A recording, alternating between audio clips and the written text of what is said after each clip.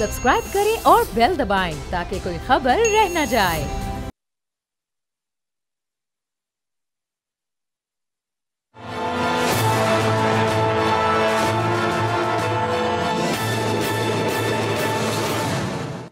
अस्सलाम वालेकुम, मैं हूं बाब जहांगीर। आप देख रहे हैं प्रोग्राम तज्जिया। और आम इंतखाबात जो कि 8 तारीख को मुनक्किद हुए, उसके बाद आज सबसे ज़्यादा हैपनिंग डे रहा और पाकिस्तान तहरीक इंसाफ की जानिब से जो आज़ाद उम्मीदवारों ने कामयाबी हासिल की थी, आज उनकी तरफ से एक बड़ा ऐलान सामने आया जिसमें उन्होंने वाज़े तौर पर यह कह दिया कि वो मरकज़ और पंजाब में मजलिस वहदतुल मुस्लिमीन के साथ इल्हाक़ करेंगे। यानी वो तमाम आज़ाद उम्मीदवार अब MWM में शमूलियत इख्तियार करेंगे ताकि फिर पार्लिमानी सियासत में वो इन हो सकें और फिर हुकूमत साजी में वो संजीदा कोशिशें कर सकें और फिर यही सूरत हाल खैबर पख्तूनख्वा में वो जमात इस्लामी के साथ इल्हाक़ करके इस मामले को आगे बढ़ाएंगे। और वहाँ पर तो अली अमीन गंडापुर का नाम भी सामने आ चुका है और ये बानी चेयरमैन PTI की जानिब से नामजद किया गया उनको कि वो वहाँ पर वज़ीर आला होंगे। फिर जो दूसरे एंड पर जो बाकी तमाम सियासी जमातें हैं जो कि PDM की हुकूमत में शामिल रह चुकी हैं, वो भी इस वक्त बहुत ज़्यादा सरगर्म हैं। और आज CEC का इजलास हुआ पाकिस्तान पीपल्स पार्टी का। उसके बाद बिलावल भुट्टो जरदारी सामने आए और जो उनकी अपनी डिमांड्स हैं आने वाले सिस्टम को लेकर, आने वाली हुकूमत को लेकर, वो उन्होंने सामने रखी।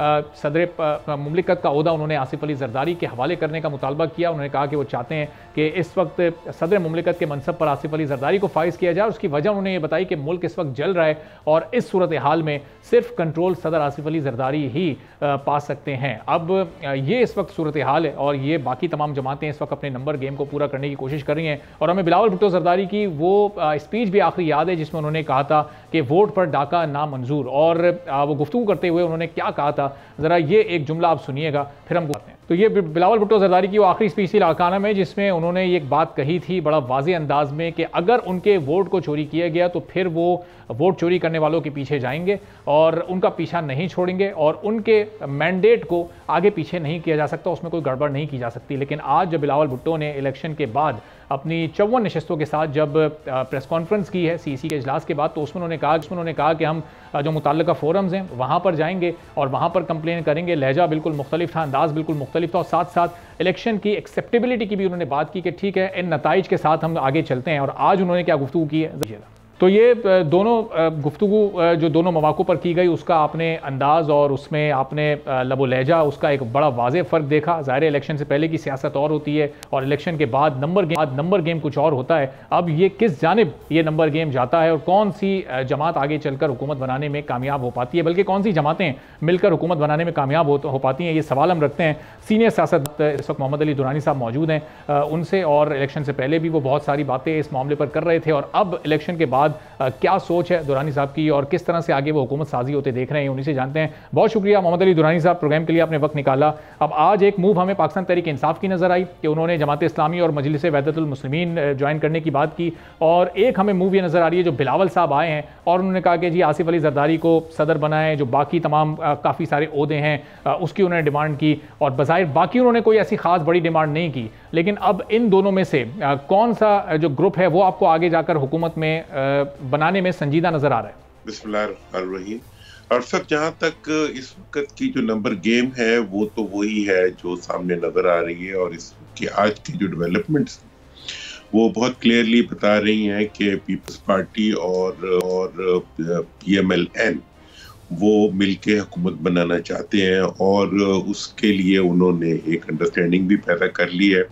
और जहाँ तक सवाल है इसका PTI का, कि PTI को भी इतनी स्पेस अब इंशाल्लाह लगता है कि मिल जाएगी कि वो अपनी जो स्पेशल सीट्स हैं वो भी ले सकें और KPK की हुकूमत को भी बना सकें।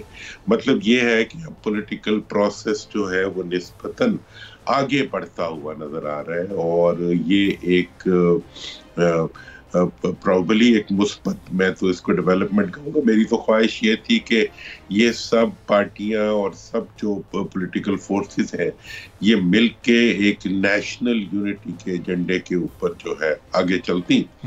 लेकिन अगर इस तरीके से भी वो चलेंगी तो इस वक्त ये है कि नून को अंडर प्रेशर रख के अगर मरकजी हुकूमत भी दी जाती है तो वो भी एक मतलब उनकी माजी के रवैयों को रिस्पॉन्ड करता हुआ एक इकदाम होगा जो पीपल्स पार्टी करेगी।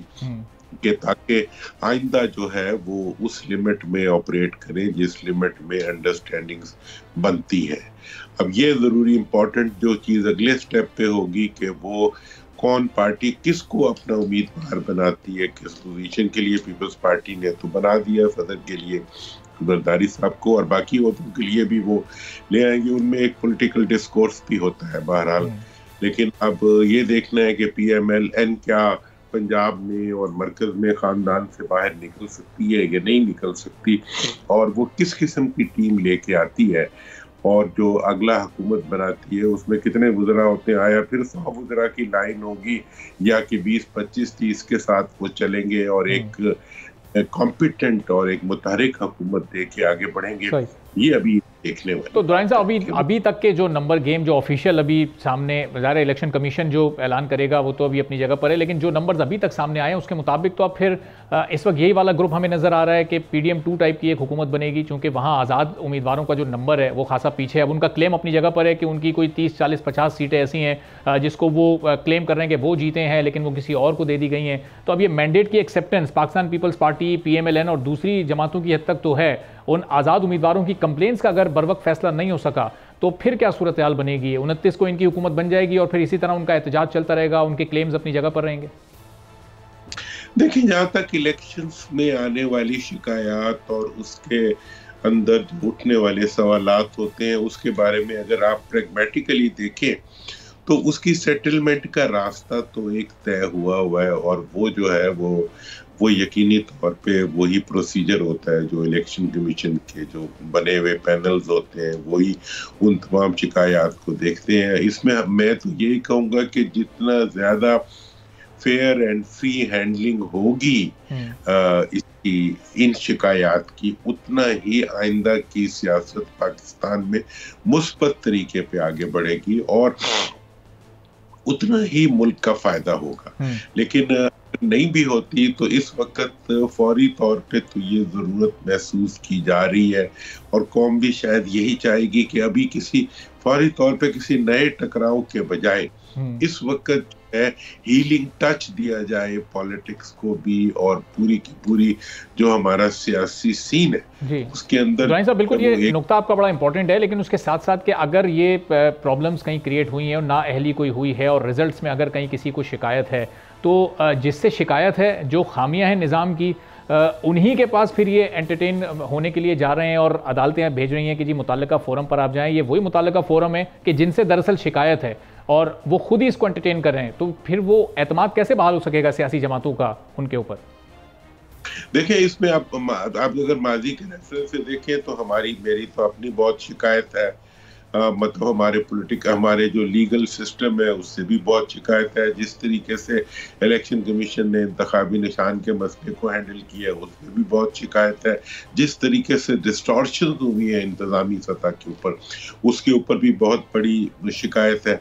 और ये कह देना कि फलां बंदे का हार जाना, जैसे कल कहा भी गया पूरी हुकूमत के एक फर्द की तरफ से कि जी फलां का हार जाना जो है वो इस चीज का सबूत है कि इलेक्शन फेयर हुए हैं, मतलब ये कोई लॉजिक नहीं है। किसी एक के हारने की वजह से पी की शिकायत गलत हो जाती है। और दूसरी बात यह है कि अबूरी हुकूमत तो होती गैर जानिबदार है, उसको तो वो ये नहीं कह सकते कि जी मेरा हार गया तो आपका जीत गया तो इसलिए फेयर हुआ।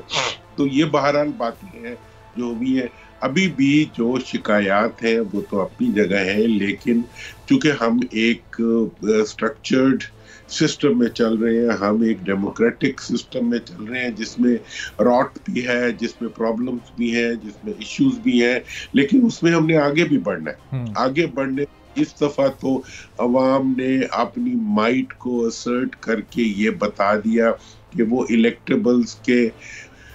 इलेक्टेबल्स को अपनी मजबूरी नहीं बनाएंगे और वो किसी हुकूमती डिस्टॉर्शन के आगे बो डाउन नहीं करेंगे, बल्कि वो अपने हक के लिए बहुत सी लिमिटेशंस के बावजूद दे कैन प्रूव कि दे आर देयर। ये तो एक बात है। अब आइंदा का ये है कि अब अगर हुकूमत परफॉर्म नहीं करेगी तो ये अवाम अब लिबरेट हो चुके हैं, ये अब किसी नारे वजन गए के नहीं पाबंद रह गए। अब ये बिल्कुल अपनी एक सोच और अपनी वोट की ताकत के साथ खड़े हुए लोग हैं। इसलिए मैंने तो ये भी कल कहा था कि अब ये जो हैं आज़ाद उम्मीदवार हैं, इन्हें आप भेड़ बकरियों की तरह खींच के ना शामिल करें। ये शामिल अगर आप करेंगे तो आप जो बेचारे शामिल होंगे वो they will be like dead horses, उनकी आइंदा की सियासत खत्म हो जाएगी, और जो पार्टियां इनको शामिल करेंगी वो सियासी तौर पर मुर्दा खाना बन जाएंगी अपने। लेकिन दुरानी साहब, जो लोग ये कहते थे कि वोट को इज्जत दो, और ये सिलसिला उन्हीं की जानिब से शुरू किया गया, आपकी नज़र से वो वसीम कादिर साहब की मरियम नवाज साहिबा के साथ तस्वीर भी गुजरी होगी, अब तो एक मशहूर शख्सियत वसीम कादिर साहब बन चुके हैं, और शायद चंद एक लोग उनको जानते थे उनके नून लीग में शमूलियत से पहले, लेकिन अब सोशल मीडिया पर बच्चा बच्चा उनको जानता है। और मैं ये समझता हूँ कि अब वो किसी भी पार्टी से खड़े हो जाए, कोई बच्चा भी उन्हें वोट नहीं देगा, हालात को देखते हुए मैं ये कह रहा हूँ। तो लिहाजा इसलिए मरियम जिन्होंने उन्हें अपने साथ खड़ा किया, उन्होंने भी बहुत बड़ा रिस्क लिया कि उन्होंने अपने लिए भी आइंदा के रास्ते बंद कर लिए। लिहाजा इस वक्त मैंने कल पीपल्स पार्टी को भी यही रिक्वेस्ट की थी, नून की लीडरशिप से भी। देखिए, मेरा तो ये काम है, मैं तो एक हक बात कहने को ही अपनी जिम्मेदारी समझता हूँ। बाद में अहले दानिश बाकी जो है वो उसको मुख्तलिफ तरीकों से लेके चल पड़ते हैं, बड़ी अच्छी बात है, मैं तो अपनी हक बात करता हूँ। बात यह है कि इस वक्त अगर जो पॉलिटिकल ये हैं लीडरशिप्स हैं, जैसे पीपल्स पार्टी ने आज अगर एक स्टैंड लिया है, तो पीपल्स पार्टी को मैं एक्सपेक्ट करता था कि वो ये भी अनाउंस करेंगे कि हम नून को और हम खुद भी ये चाहते हैं कि आज़ाद उम्मीदवार वो उस तरह के आज़ाद उम्मीदवार नहीं है, वो मजबूरी के आज़ाद उम्मीदवार हैं। और हर एक को पता है कि वो एक पार्टी के नॉमिनी थे, एक पार्टी के वोटर्स ने उनको वोट दिया है, लिहाजा उनको अपने साथ शामिल करने का मनफी कारोबार शुरू ना किया जाए। ये बात पीपल्स पार्टी को आज अनाउंस करनी चाहिए थी, आज नहीं करती तो उन्हें कल कर देनी चाहिए। और इसी तरह पीएमएलएन को भी ये ऐलान करना चाहिए कि हम देखिए, हम अब जो वो हुकूमत बनाने जा रहे हैं, वो हुकूमत एक कोalition गवर्नमेंट ही होगी। अगर वो आज़ादों को भी लाएंगे, फिर भी उन्हें मिलजुल के हुकूमत बनाना पड़ेगी। तो क्यों नहीं वो वोट को इज्जत दे देते? अब वोट को तो इज्जत उन्होंने नहीं दी, चलो वो जीतों को इज्जत दे दें, वो अपनी इज्जत को ही बरकरार। अब तो उनपे ये सवाल आता है कि क्या वो अपनी इज्जत भी खोना चाहते हैं या जितनी इज्जत बाकी है। लेकिन दुरानी साहब, ये नून लीग या पीपल्स पार्टी की तरफ से काउंटर आर्गुमेंट ये भी तो आ सकता है कि जी वो MWM को ज्वाइन कर रहे हैं, वो जमात इस्लामी को ज्वाइन कर रहे हैं, तो अगर वो हमें ज्वाइन कर लेंगे तो फिर क्या एतराज है तज्जियाकारों को या मीडिया को?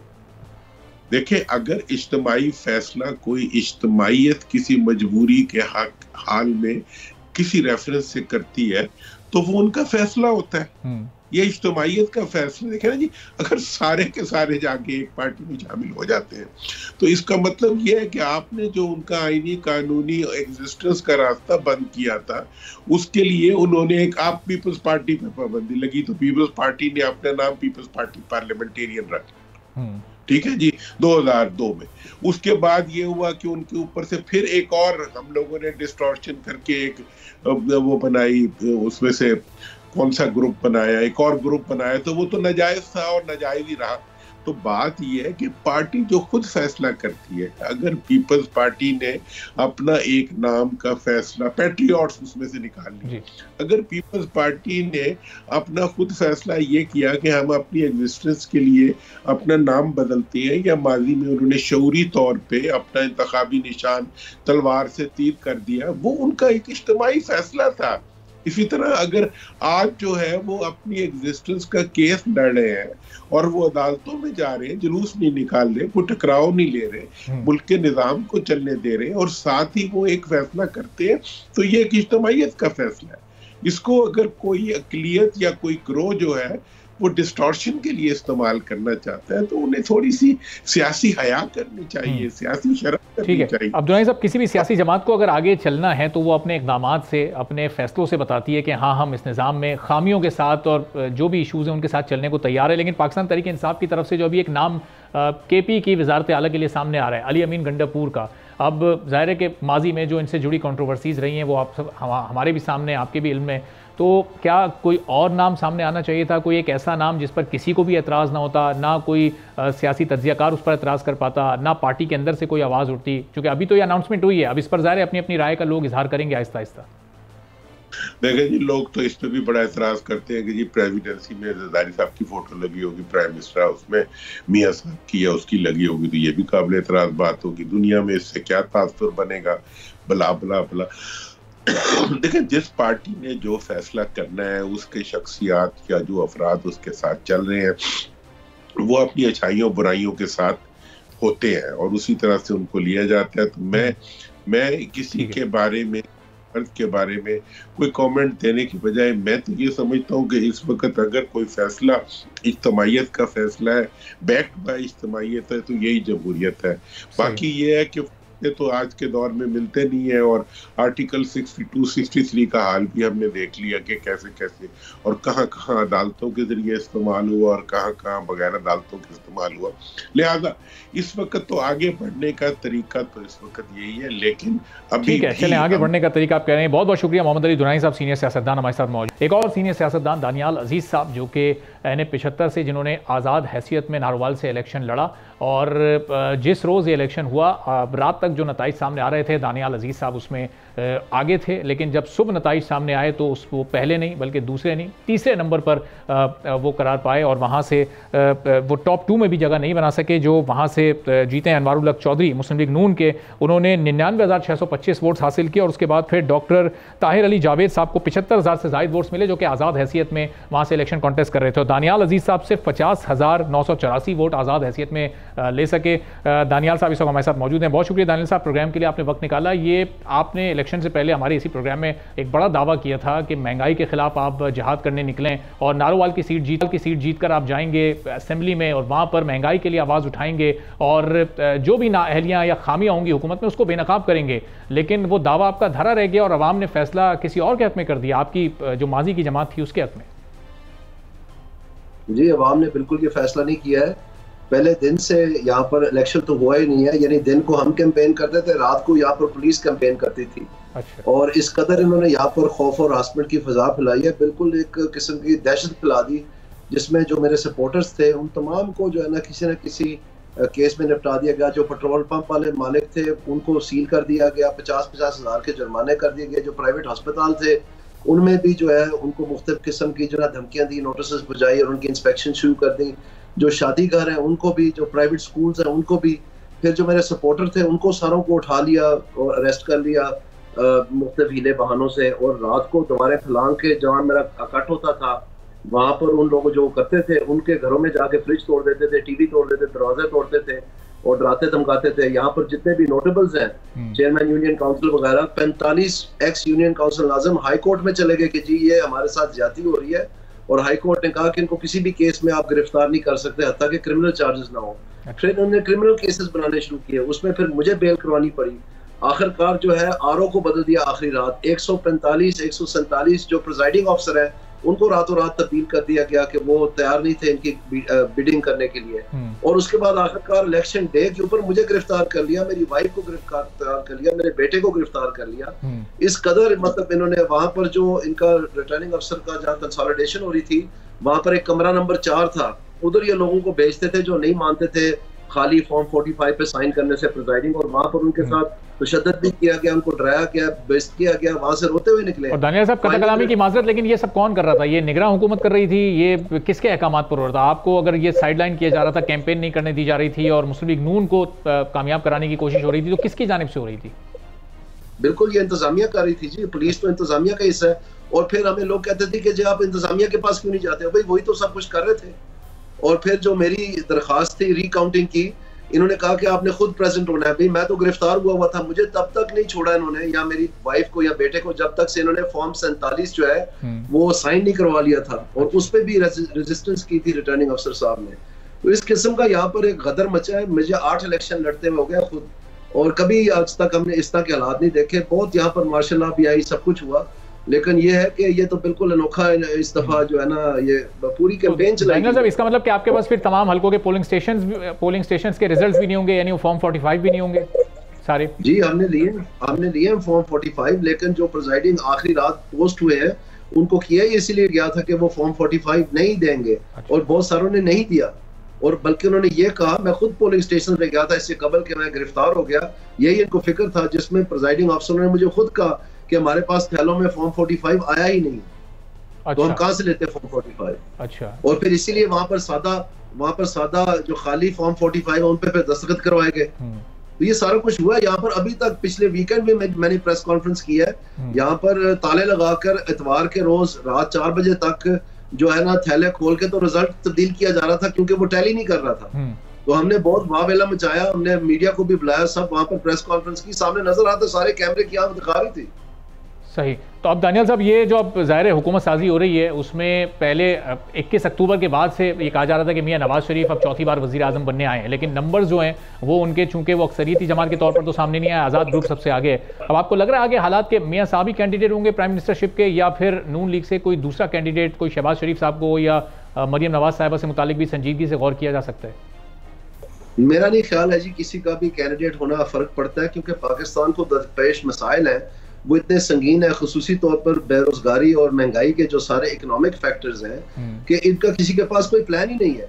आप मुझे ये बताएं कि जो बिलावल भुट्टो साहब ने 10 निकाती एजेंडा अपना मंशूर दिया है उसमें तो महंगाई का नाम ही नहीं लिया, बेरोजगारी का नाम ही नहीं लिया।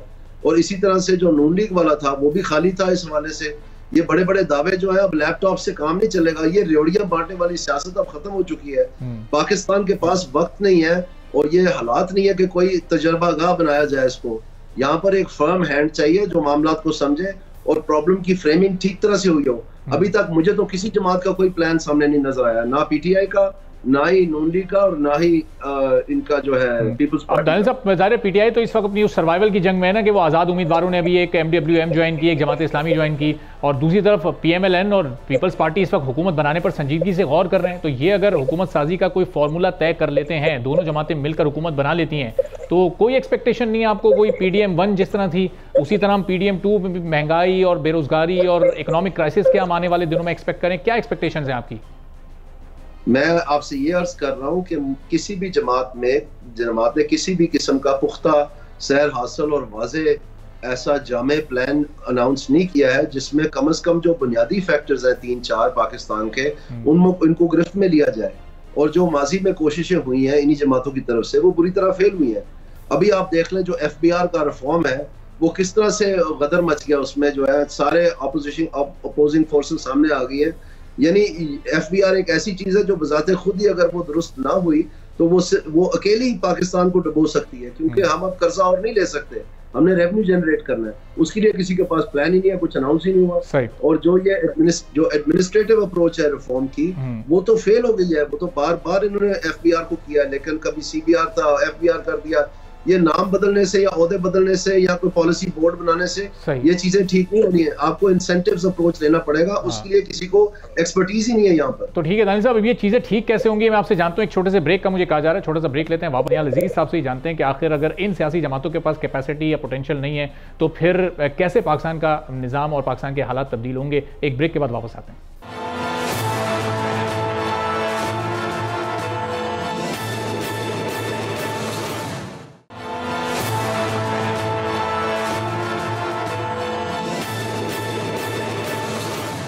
एक बार फिर आपको प्रोग्राम में खुशामदीद कहेंगे और दानियाल अजीज साहब सीनियर सियासतदान हमारे साथ मौजूद हैं। 75 से आज़ाद हैसियत में इन्होंने इलेक्शन कॉन्टेस्ट किया। तो दानियाल साहब, जब ये स्प्लिट मैंडेट आया है अब तमाम सियासी जमातों के पास और उसमें भी आज़ाद उम्मीदवार नंबर 1 पर मौजूद हैं, अब अखलाकी तौर पर यही कहा जा रहा है कि उन आज़ाद उम्मीदवारों को मौका मिलना चाहिए, लेकिन ज़ाहिर है वो भी हुकूमत साजी में अपने नंबर्स को पूरा नहीं कर सकते। एक बार फिर ये जो हम पाकिस्तान पीपल्स पार्टी और मुस्लिम लीग नून की हुकूमत देखेंगे, तो अभी ब्रेक से पहले आप कह रहे थे कि आपको ये हालात पाकिस्तान के बेहतर होते नज़र नहीं आ रहे। क्या क्या रिफॉर्म्स होने चाहिए, उसके लिए डिसीजंस क्या क्या होने चाहिए, किन किन ओहदों पर एक्सपर्ट्स को बिठाना चाहिए? क्योंकि जब भी एक कोलिशन गवर्नमेंट होती है तो फिर उसमें सबको ही एंटरटेन किया जाता है और फिर एक लंबी चौड़ी काबीना हमारे सामने आती है।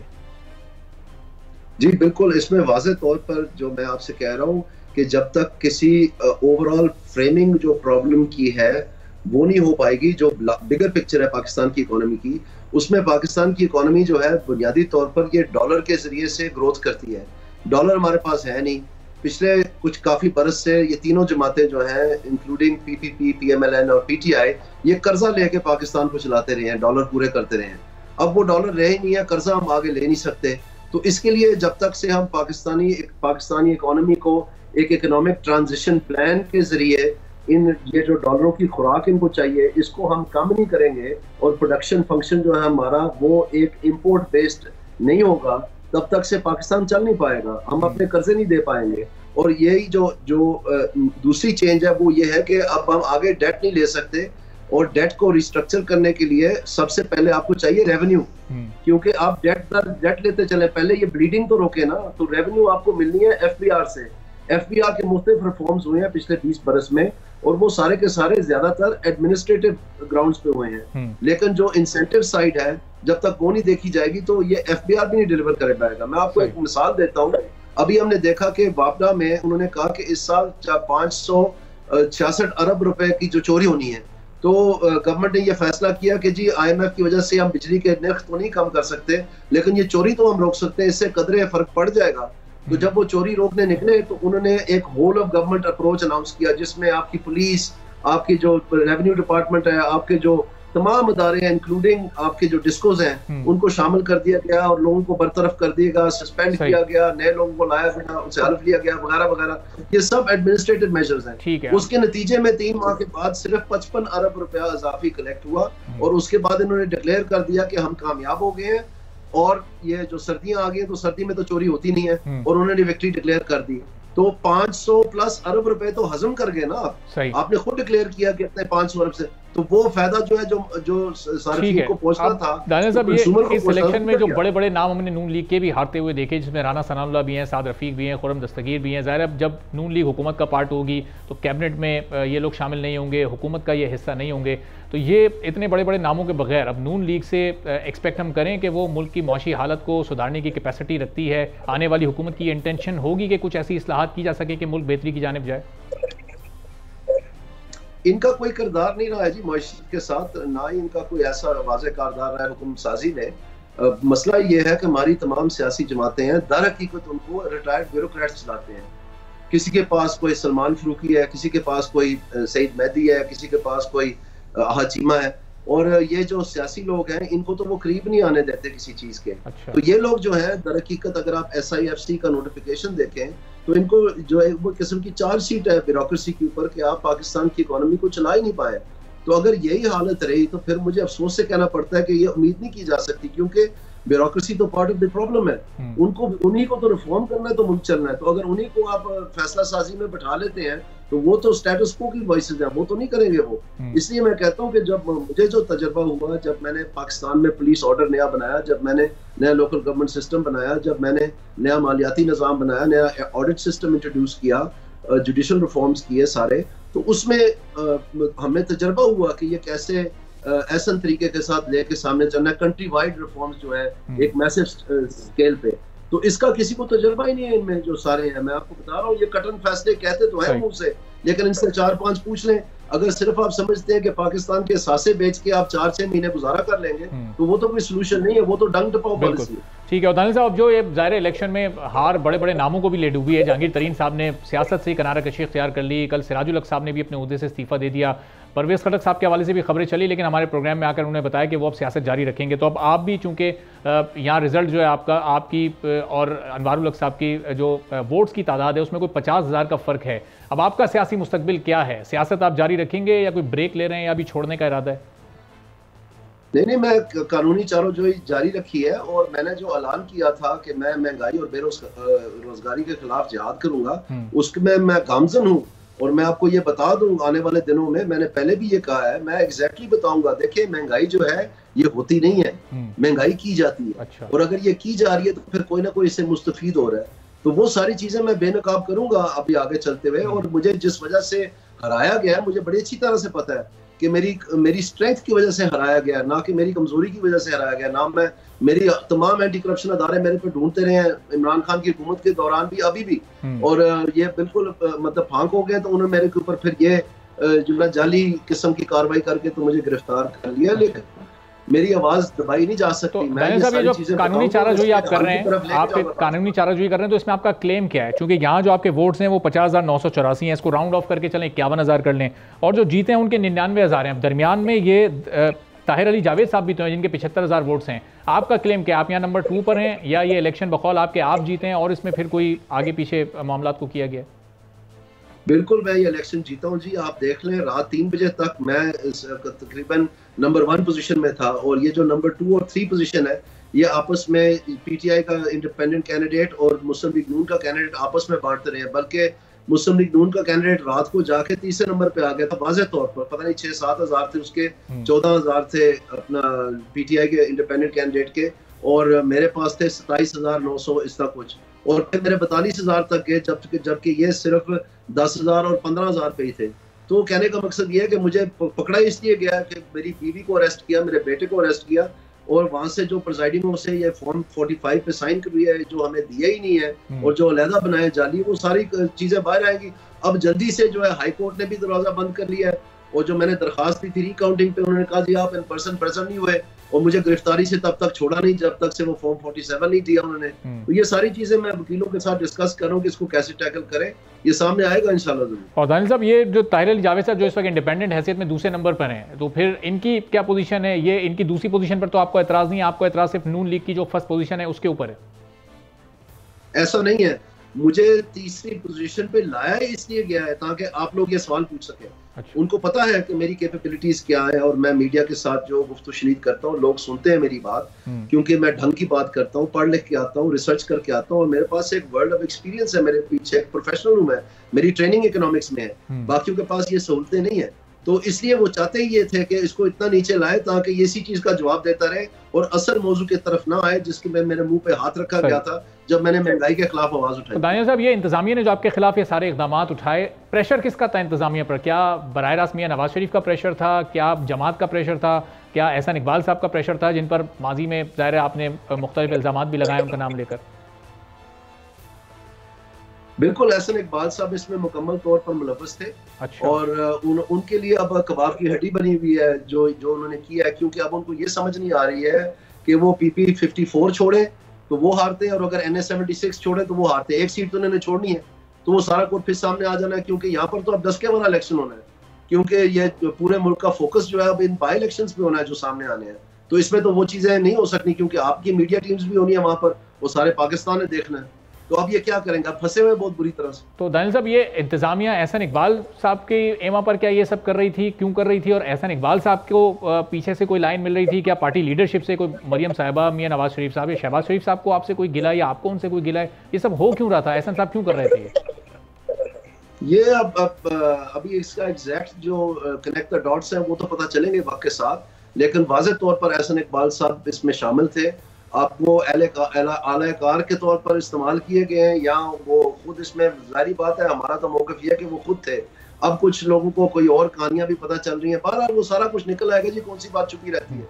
लेकिन मसला तो वहीं खड़ा है ना, आपने मैसेंजर को तो शूट कर दिया, लेकिन जो महंगाई है और बेरोजगारी है वो तो वहीं खड़ी है, बल्कि और ऊपर जा रही है। और दानिश साहब, आखिर में बस ये कि पार्टी लीडरशिप से आपको कोई गिला नहीं है, और पार्टी में वापस शमूलियत आपकी हो सकती है, या बस पॉइंट ऑफ नो रिटर्न पर मामला पहुंच चुके हैं? नहीं, देखें जी, मुझे तो पाकिस्तान के साथ मेरा इश्क है, मैंने अपनी सारी लाइफ पाकिस्तान को दी है। मुझे मसला ये है कि महंगाई और बेरोजगारी कैसे कंट्रोल हो सकती है, इसलिए मेरा किसी के लिए कोई लिहाज नहीं है। और उस वक्त भी मैंने जब आवाज बुलंद की थी, मैं तो एक्सीडेंट में से वैसे ही मर के बचा हूं। लोगों की लीडरशिप से कोई गिला है आपको? मियां नवाज शरीफ साहब से, मरियम साहिबा से, शहबाज साहब से? जाहिर बात है जी, ये सारा कुछ उन्होंने तो, ये सारी डिसीजंस उन्होंने लिए हैं। अच्छा। उन्होंने कोई किसी किस्म का जो मेरे माजी के जो सारी कुर्बानियां हैं, जो कुछ मैंने किया है, उसका कोई लिहाज नहीं किया, बल्कि किस्म का आप समझ लें कि पार्ट एंड पार्सल थे सारी चीज़ का। ठीक है, बहुत बहुत शुक्रिया दानियाल अजीज साहब, यानी 75 नारोवाल से हमारे साथ सियासतदान जो कि वहाँ से तीसरे नंबर पर आए और कहने के कानूनी चाराजोई करेंगे, उनको इस इलेक्शन में हरवाया गया। और एहसान इकबाल साहब पर एक बार फिर उन्होंने इल्ज़ाम लगाए कि वो इंतज़ामिया को डिक्टेट कर रहे थे, और उसमें जो डिसीजन थे वो पार्टी लीडरशिप की जानिब से भी लिए गए थे। एक ब्रेक लेंगे, ब्रेक के बाद वापस आएंगे, गुफ्तगू के सिलसिले को जारी रखेंगे।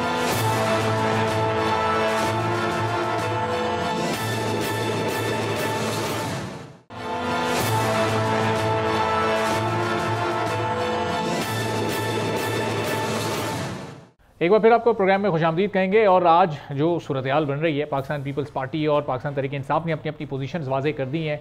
पीटीआई ने मजलिस वहदतुल मुस्लिमीन और जेआई के साथ इल्हाक किया, और पाकिस्तान पीपल्स पार्टी ने बड़ा वाजे कर दिया कि आने वाले सेटअप में यानी हुकूमत में आसिफ अली जरदारी को वो सदारत के मनसब पर देखना चाहते हैं। और इसके अलावा जितने भी आइनी ओहदे हैं, यानी चेयरमैन सेनेट का ओहदा हो या फिर कौमी असम्बली के स्पीकर का ओहदा हो, उस पर वो अपने अपने उम्मीदवार खड़े करेंगे। तो ये बड़ा वाजे पैगाम है नून लीग के लिए कि ये डिमांड्स हैं पाकिस्तान पीपल्स पार्टी की। अब नून लीग इसको मानने के लिए तैयार है या नहीं। एक बड़ी दिलचस्प बात बिलावल साहब ने की कि उन्हें कोई वजारत नहीं चाहिए, वो वफाकी हुकूमत का हिस्सा नहीं बनना चाहते, कोई वजारत वो डिमांड नहीं कर रहे। अब इसका मतलब क्या है, इसका जवाब हम जानने की कोशिश करते हैं। राना एहसान अफजल साहब नून लीग के सीनियर रहनुमा हमारे साथ मौजूद हैं। हाफिज़ एहसान अहमद साहब माहिर कानून है, सियासी मामलों पर भी बड़ी गिरफ्त रखते हैं, वो भी हमारे साथ मौजूद हैं। राना एहसान साहब, ये बिलावल साहब की जो गुफ्तगू हमने सुनी, वो ज़ाहिर है कि उन्होंने अपनी पार्टी पॉलिसी वाजे कर दी। सदारत वो चाहते हैं उनके वालिद साहब को दे दी जाए, और दीगर ओहदों के लिए वो अपने कैंडिडेट्स को खड़ा करेंगे। और फिर वो कह रहे हैं कि हम कोई वजारत नहीं लेना चाहते, हम हुकूमत का हिस्सा नहीं बनना चाहते।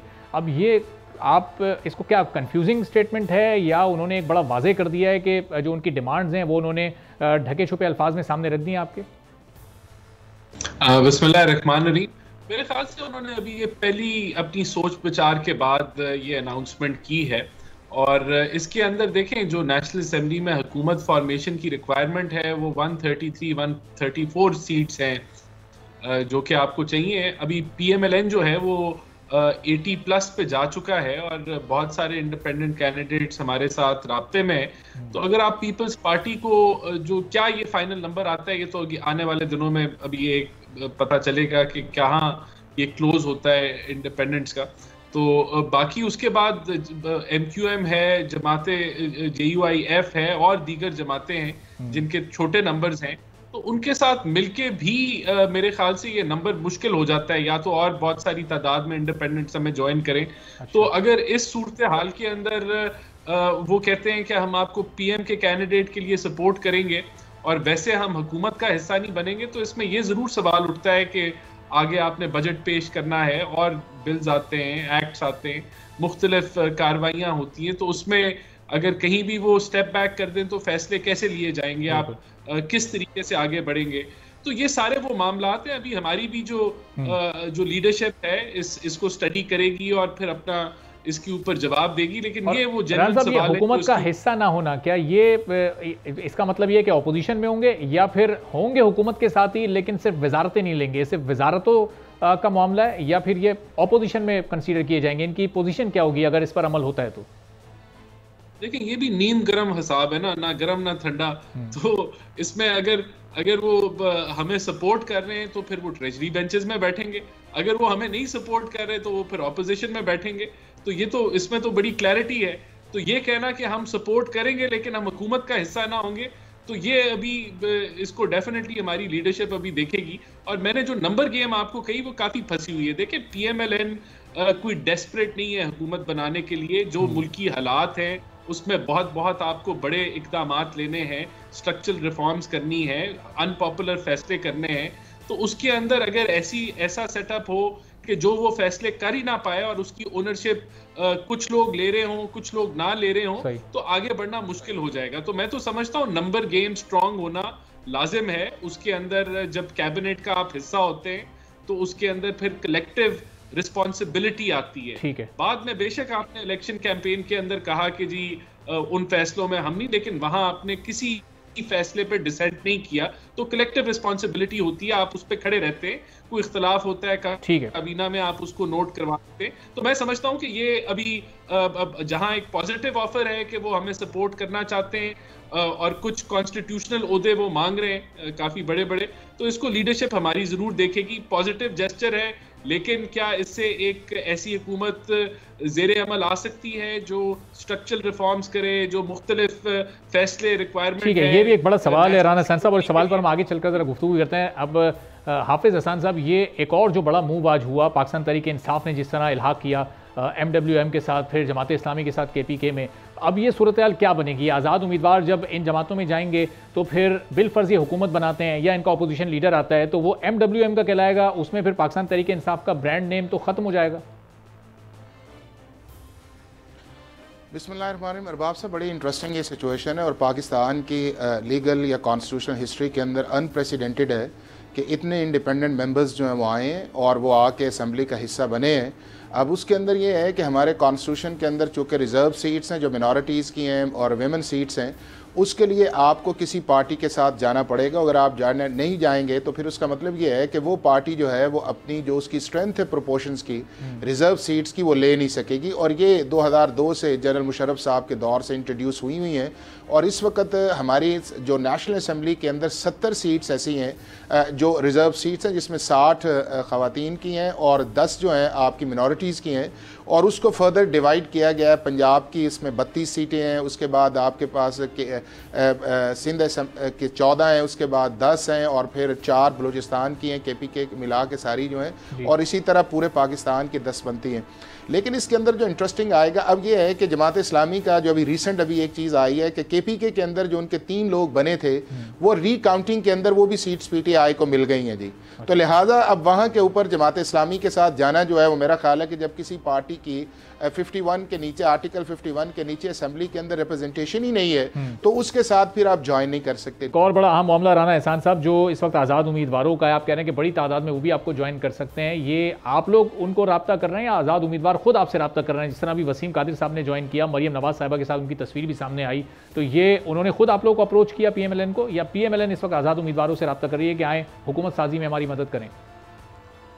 देखिए, PMLN ने तो सबको दावत दी है। मियां नवाज शरीफ ने अपनी तकरीर में सबको दावत दी थी कि आप मदद करें गवर्नमेंट फॉर्मेशन के अंदर, और इस वक्त मुल्क की ज़रूरत है कि एक अच्छी तगड़ी गवर्नमेंट हो ताकि जो मुश्किल इक़दाम है लेने के लिए वो हम ले पाए। ठीक है, तो हाफिज़ हसन साहब, ये जिस तरह हमने देखा पाकिस्तान तहरीक इंसाफ ने टिकट देते हुए अपने लोगों से हल्फ लिया और लोगों ने ज़ाहिर हल्फ देने का मतलब ये कि वो गारंटी दे रहे हैं कि वो अपनी जमात से लॉयल रहेंगे। अब जब वो वफादारियाँ तब्दील कर रहे हैं तो क्या पाकिस्तान के कानून में कहीं कोई ऐसी गुंजाइश है कि पाकिस्तान तहरीक इंसाफ एज पार्टी उनके खिलाफ किसी फोरम पर जा सके, कहीं उस हल्फ से रूगर्दानी की कंप्लेन कहीं हो सके, या उस पर किसी भी तरह का कोई लीगल एक्शन हो सकता है, या ऐसा कोई कानून नहीं है पाकिस्तान में?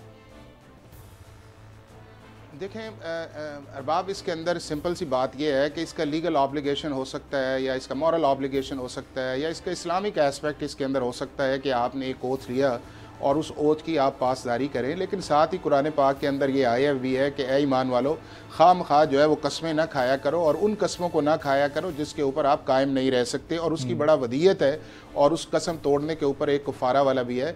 दूसरा ये है कि पाकिस्तान का इलेक्ट्रल प्रोसेस जो है या पाकिस्तान का जो ऑनगोइंग लॉ सिचुएशन है उसके अंदर अगर कोई शख्स एफिडेविट दे भी देता है तो उसकी कोई लीगल बाइंडिंग जो है वो मौजूद नहीं है, चूँकि जब असम्बली का मेंबर उसने आना है तो उसके ऊपर वो कॉन्स्टिट्यूशन का आर्टिकल 63A या उसके बाद आपका इलेक्शन एक्ट जो है वो अप्लाई करेगा। और अगर उसके अंदर वो अपनी किसी पार्टी के साथ एफिलिएशन कर लेता है तो ये एफिडेविट जो है उसकी रास्ते के अंदर ना रुकावट बनेगा ना उसके खिलाफ एक्शन जो है वो किया जा सकेगा। लेकिन एक और अरबाब में जिसकी तरफ इशारा करूंगा, 2 दफ़ा आपने क्वेश्चन किया था, मैं ये समझता हूं कि पाकिस्तान मुस्लिम लीग और पाकिस्तान पीपल्स पार्टी के लिए ये भी एक लास्ट ऑप्शन के तौर पे है कि ये दोनों मिल के इस मुल्क के अंदर पॉलिटिकल स्टेबिलिटी लेके आए। इस मुल्क के अंदर जो इकोनॉमिक इशूज हैं, ये पाकिस्तान के अंदर जो सारे इशूज बने हुए हैं, चाहे आपका महंगाई है या मिलकर इस पर संजीदगी से गौर करती हैं। यानी बहुत बहुत शुक्रिया हाफिज़ हसन अहमद साहब, राना एहसान अफजल साहब हमारे साथ मौजूद थे। आज वक्त की कमी थी, किसी दिन इस पर मजीद नशस्त लगाएंगे और मजीद इस पर गुफ्तगू करेंगे। आज के प्रोग्राम से इजाज़त दीजिए, अल्लाह हाफ़िज़।